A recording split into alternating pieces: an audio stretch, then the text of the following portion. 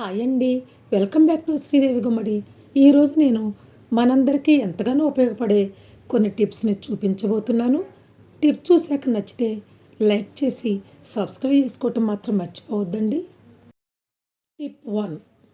బీరువాలో కానీ కబోర్డ్లో కానీ తక్కువ ప్లేస్లో ఎక్కువ చీరలు పట్టాలన్నా బ్లౌజ్ కోసం వెతుక్కోకుండా చీర జాకెట్ ఒకే చోట ఉండాలన్న ఒక టిప్ చెప్తానండి. ఒక వాటర్ బాటిల్ని తీసుకొని చాకుని కాల్చి ముందు ఇలా చిన్న చిన్నగా హోల్స్ లాగా చేసుకోవాలి. తర్వాత సిజర్తో ఇలా రింగ్స్ లాగా కట్ చేసుకోవాలండి.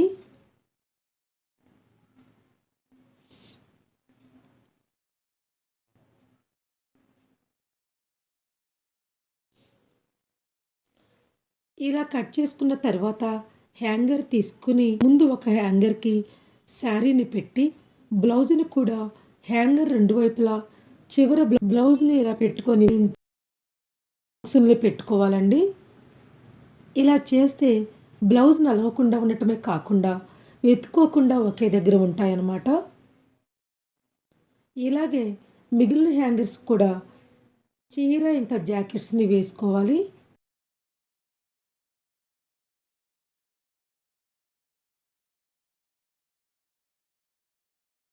ఇప్పుడు కట్ చేసిన రింగును ఇలా హ్యాంగర్కి వేసి ఈ రింగ్ని ఇంకో హ్యాంగర్కి తగిలించాలి. మీకు ఇంకో చీరను పెట్టుకోవాలనుకుంటే కనుక రెండో హ్యాంగర్కి ఇలా రింగ్ వేసి ఇంకో హ్యాంగర్ని తగిలించుకోవచ్చు.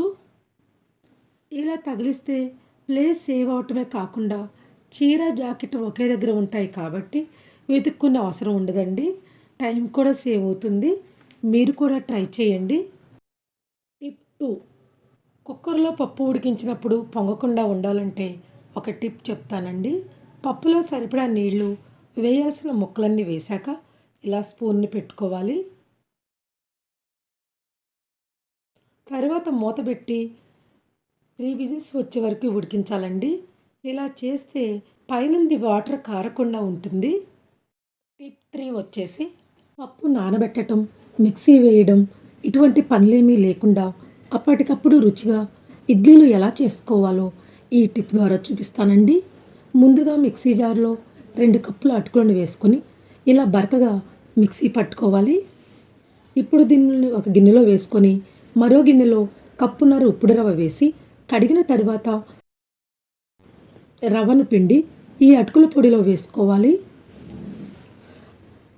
అలాగే కప్పు పెరుగు, సరిపడా సాల్ట్ వేసి కప్పు నీళ్ళను తీసుకొని కొంచెం కొంచెం పోసుకుంటూ కలుపుకోవాలండి. కలిపిన తర్వాత మూతబెట్టి 10 నిమిషాలు వదిలేయాలి. 10 నిమిషాల తర్వాత చూస్తే ఇలా గట్టిగా అయి ఉంటుంది. మళ్ళీ ఒక కప్పు నీళ్ళను పోసుకుంటూ ఇడ్లీ పిండిలా కలుపుకోవాలి. కలిపాక చివరిలో అర స్పూన్ ఇనో వేసి మంచిగా కలపాలండి. ఇనో వేస్తే ఇడ్లీలు సాఫ్ట్గా ఉంటాయన్నమాట. పిండి చూడండి ఎలా పొంగినట్టు వచ్చిందో, అందుకే వేరే గిన్నెలోకి మార్చాను. ఇప్పుడు ఇడ్లీ ప్లేట్స్కి నెయ్యి లేదా నూనె పోసి పిండిని వేసుకోవాలి.